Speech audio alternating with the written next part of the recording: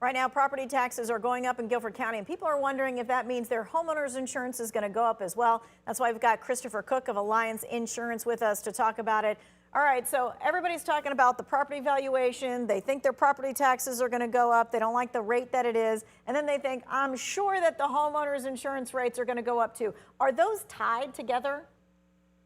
Not technically, no, ma'am. A homeowner's insurance policy, the main goal there is to insure the building for what it would take to rebuild it. So that's the number that homeowners insurance policy is around. What would it take to rebuild this house? Heaven forbid it burned down or blew over. What does it take to rebuild it? So the cost of bricks and sticks, as I like to say, is the thing that changes homeowners insurance. Okay, but to that point, if your home is valued at more money, doesn't that correlate to then your home insurance rates because it would cost more money to rebuild it? Sure, but the tax assessor does a reassessment every few years. The market, the real estate market, the value of your home changes every day in our society. What it's worth changes every day. Neither of those things are actually what your insurance premium is built off of. Your insurance premium is built off of what does it actually take to rebuild this property.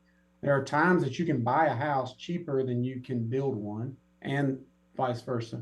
There's times that you can buy a house for more than tax value, and vice versa. Your insurance policy just wants to make sure it can rebuild your house, again, if it burns down or blows over.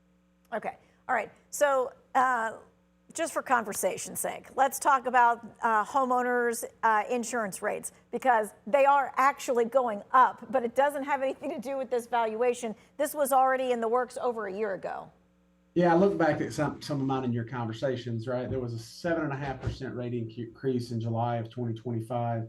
And we told everybody then in July of 2026, there will be another 7.5% rate increase. So those two things are true. Those are scheduled in our state and have been approved by the Department of Insurance, and the public has been notified for a while.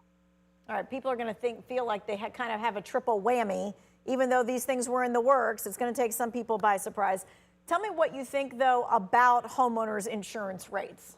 If you had a crystal ball, what are you seeing? Yeah, well, what I'm seeing, interestingly, is insurance companies across our nation are starting to be profitable again. COVID and just kind of out of control inflation led insurance companies to be losing money for quite a while. Well, they've gotten that under control. They raised the rates to get back profitable. Now that they're profitable, I think that rate increases slow down drastically or stop. And we're even seeing some insurance companies announce to us agents, hey, we're cutting our rates going into later in the year. So I don't want that to be a prediction, but that's what my crystal ball thinks. Okay. I am surprised to hear any, companies saying we're going to, decrease some rates. We'd all like to see that. So hopefully we're going to see that in the last half of the year. We'll keep you, to that to see if that actually is the case or not. We had a couple questions from folks about homeowners insurance, especially after that big ice and snowstorm that we had. We had some folks who said they had some ice dams. That's when the ice, gets into that gutter system, maybe underneath the shingles. Then it causes some inside water damage. Does homeowners insurance cover that? Why or why not? Yeah, most insurance policies, homeowners insurance policies, farm policies, commercial property policies do not cover that, unfortunately. Kind of a jargon word, but a covered peril has to be what causes the claim. Wind, hail, fire, lightning, theft, vandalism, those are some examples of covered perils. Ice nor snow are one of those things, oddly enough. And so if that water is melting off the roof, it has nowhere to go in the gutter because the gutter is frozen solid with ice, and that water backs up into the building, which is what happened at our main office. That's not a covered peril, unfortunately. All right, so that it happens to the insurance guy too, and insurance doesn't cover it? That's right.